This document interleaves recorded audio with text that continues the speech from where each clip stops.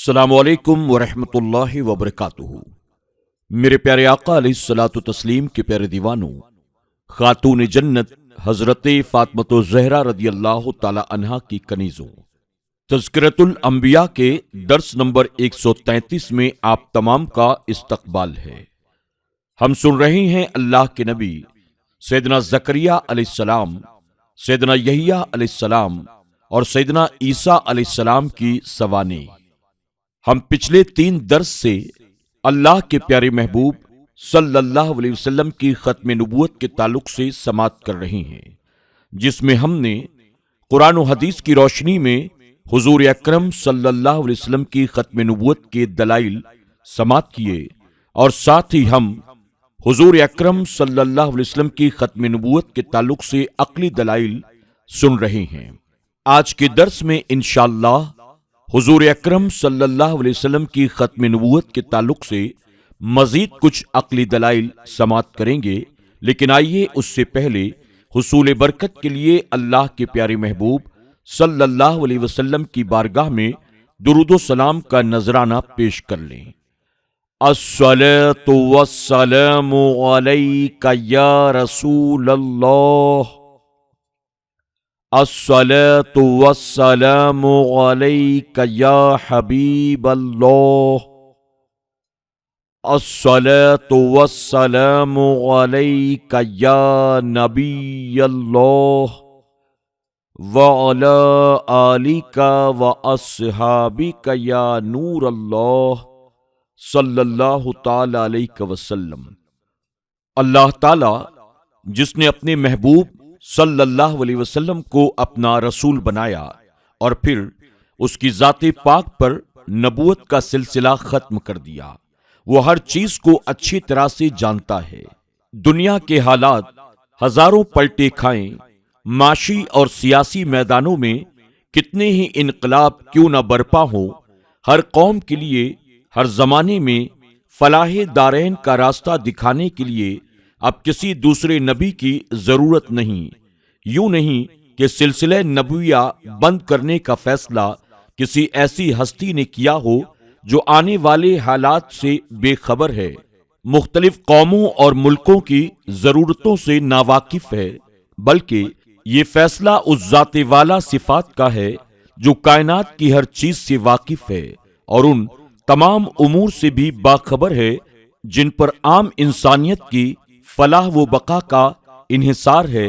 اس لیے اس کے فیصلے اٹل ہیں، وہ منسوخ نہیں ہو سکتے، ان میں کسی قسم کی قطعاً کوئی گنجائش نہیں۔ اس مسئلے پر مزید تحقیق حاصل کرنی ہو تو حضرت پیر مہر علی شاہ کی کتاب کا مطالعہ کریں، انشاءاللہ تعالی سکون حاصل ہوگا اور برکت بھی حاصل ہوگی۔ حضرت عیسیٰ علیہ السلام کے متعلق باطل نظریات۔ ایک فرقے نے آپ کو رب کا جز مانا۔ انہوں نے دلیل یہ پیش کی کہ رب تعالیٰ نے فرمایا عیسیٰ علیہ السلام اس کی روح ہیں، اس سے پتہ چلا کہ آپ اس کا جز اور حصہ ہیں، کیونکہ منہو کا معنی ہی یہ ہے کہ اس کا بعض حصہ۔ یہ نظریہ باطل ہے۔ آپ کو روح کہنے کی وجہ یہ ہے، آپ کو روح اس لیے کہا گیا کہ حضرت جبرائیل علیہ السلام کی پھونک سے آپ پیدا ہوئے، جو اللہ تعالیٰ کے حکم سے جبرائیل علیہ السلام نے حضرت مریم کے گریبان میں پھونکا تھا۔ چونکہ عربی میں روح بمعنی پھونکنا کے بھی آتا ہے، جیسے جلرما نے آگ کو پھونکے مار کر بھڑکانے کے متعلق کہا، اپنی پھونک سے آگ بھڑکاؤ۔ واضح ہوا کہ رب تعالیٰ کے حکم سے نفخ جبرائیل کا وقوع ہوا، اس لیے رب تعالیٰ نے اپنی طرف منسوب کر دیا۔ بعض نصرانیوں کی غلطی کی وجہ یہ ہے کہ انہوں نے من طبعی ضیاء مانا ہے، حالانکہ یہ ان کی غلطی ہے۔ اس مقام پر من ابتدا غائب کے لیے مجازی طور پر استعمال ہوا ہے، طبعی ضیاء نہیں، جیسے نصارہ نے گمان کیا ہے۔ ہارون الرشید کے زمانے میں طبیب نصرانی جو اپنے مذہب کا بہت بڑا عالم تھا، اس سے علی بن حسین واقدی ماروزی کا مناظرہ ہوا۔ عیسائی نے کہا، تمہاری کتاب یعنی قرآن پاک میں ایسے الفاظ موجود ہیں جو ہمارے مذہب کی تائید کرتے ہیں کہ عیسیٰ علیہ السلام اللہ تعالیٰ کا جز ہیں، اس نے بطور دلیل یہ الفاظ تلاوت کیے، وروحی منہ، کہ یہاں لفظ منہ استعمال ہے جو بعضیت پر دلالت کرتا ہے۔ واقدی نے جواب دیا کہ یہاں من ابتدا غائب کے لیے استعمال ہے اور رب کی طرف نسبت تشریفی ہے، ورنہ اللہ تعالیٰ کے اس ارشاد گرامی میں تمام چیزوں کا اللہ تعالیٰ کا جز بننا لازم آئے گا، حالانکہ اس کے تم بھی قائل نہیں۔ آپ کے اس جواب پر نصرانی لاجواب ہو گیا اور اس نے اسلام قبول کر لیا۔ ہارون رشید بہت خوش ہوا، اس نے علامہ واقدی کو بہت زیادہ انعامات سے نوازا۔ فائدہ: حضرت عیسیٰ علیہ السلام کو روح کہنے کی اور بھی وجہ ہیں۔ روح بمعنی رحمت ہے، ارشاد باری تعالیٰ ہے، رب تعالیٰ نے ان کو اپنی رحمت سے تقویت پہنچائی۔ روح بمعنی وحی بھی آتا ہے، یعنی حضرت مریم کو الہام کے ذریعے بشارت دی۔ جب کوئی چیز بہت زیادہ پاک صاف ستھری ہو اسے روح کہہ دیا جاتا ہے۔ چونکہ عیسیٰ علیہ السلام کی ولادت بغیر نطفہ کے نفخے روح سے ہوئی، اس لیے آپ کو روح سے تعبیر کر دیا گیا۔ روح کا معنی راز اور نشانی کے بھی آتا ہے، جیسا کہا جاتا ہے۔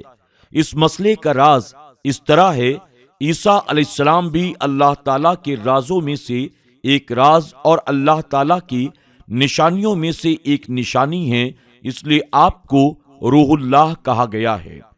روحی منہ میں روح کی نسبت اللہ تعالیٰ کی طرف تشریفی ہے، جس طرح توریت میں موسیٰ علیہ السلام کے متعلق کہا گیا ہے، اللہ تعالیٰ کا مرد آپ کے عصا کو رب تعالیٰ کی طرف منسوب کرتے ہوئے کہا گیا ہے۔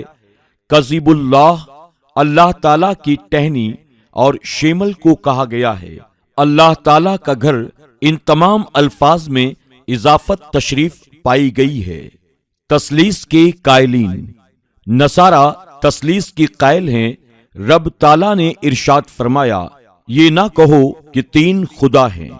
بعض محققین نے کہا نصارہ کا اس پر اتفاق ہے کہ اللہ تعالیٰ جوہر ہے، یعنی قائم بذات ہی ہے، کسی چیز کا محتاج نہیں، کسی جہت سے خاص نہیں، اس کا کچھ اندازہ نہیں لگایا جا سکتا، اور وہ حوادث کو بذات ہی قبول نہیں کرتا۔ اس پر حدوث و عدم متصور نہیں، وہ جوہریت کے لحاظ پر ایک ہے اور اقنومیت کے لحاظ پر تین ہے۔ وہ تین اقنوم مانتے ہیں: اقنوم اب، اقنوم ابن، اقنوم روح القدس۔ پہلے اقنوم اب سے مراد ذات یا وجود لیتے ہیں، دوسرے اقنوم ابن سے مراد علم یعنی کلمہ ہے، اور تیسرے اقنوم روح القدس سے مراد حیات لیتے ہیں۔ اقنوم کیا ہے؟ اقنوم کا معنی شخص اور اصل ہے۔ ملکانیہ فرقہ کا قول: ملکانیہ یہ کہتے ہیں تینوں جوہر قدیم کا غیر ہیں اور ہر ایک ان میں سے الہ ہے۔ وہ اقنوم جس کا نام کلمہ یا علم ہے، وہ مسیح کے جسم سے متحدد ہے، اور اس اقنوم نے مسیح کے ناسوت کا لباس پہن لیا ہے اور اس سے ایسے مل گیا جیسے پانی شراب سے مل جاتا ہے، اور کثرت وحدت سے بدل گئی، یعنی مسیح جو انسان ہوئے تھے اور بحیثیت انسان ہونے کے کثرت پائی جاتی، لیکن اب اقنوم علم سے اختلاف ہوا تو وحدت اتر گئی۔ مسیح کا ناسوت کلی ہے، جزئی نہیں۔ وہ قدیم ازلی مریم نے الہ کو جنا۔ اس میں اختلاف ہے کہ مریم انسان کلی ہے یا جزئی ہے۔ اس پر اختلاف ہے کہ لاہوت کا اتحاد مسیح سے ہے، مریم سے نہیں۔ قتل اور سولی کا تعلق مسیح کے ناسوت اور لاہوت دونوں سے ہے۔ اس فرقے نے اب کا اطلاق اللہ تعالیٰ پر ہے، ابن کا حضرت عیسیٰ علیہ السلام پر ہے۔ نستور حکیم کا قول: نستور حکیم مامون کے زمانے میں ہوا، وہ کہتا ہے کہ اللہ تعالیٰ ایک ہے، لیکن اقانیم ثلاثہ، تینوں اقنوم اس کا عین بھی نہیں اور غیر بھی نہیں۔ اقنوم علم کلمہ کا مسیح کے جسم سے اتحاد نہیں، اور نہ ہی ایسا امتیاز ہے جیسا کہ پانی شراب سے امتیاز ہوتا ہے، بلکہ اس کو اشراقی حالت حاصل ہے۔ جس طرح روشن دان سے سورج کی کرنیں کسی شیشے پر پڑیں تو ان کا عکس اس میں آ جاتا ہے، ایسے ہی اللہ تعالیٰ کی تجلیات نے مسیح کو صفات الوہیت سے متصف کر دیا ہے۔ میرے پیارے آقا علیہ الصلوۃ والتسلیم کے پیارے دیوانوں، خاتون جنت حضرت فاطمۃ الزہرا رضی اللہ تعالی عنہا کی کنیزوں، آج کے درس میں بس اتنا ہی۔ انشاءاللہ مزید اس کے تعلق سے ہم کل کے درس میں سماعت کریں گے۔ تب تک کے لیے ہمیں اجازت دیں، اپنا اور اپنوں کا خوب خیال رکھیں۔ السلام علیکم ورحمۃ اللہ وبرکاتہ۔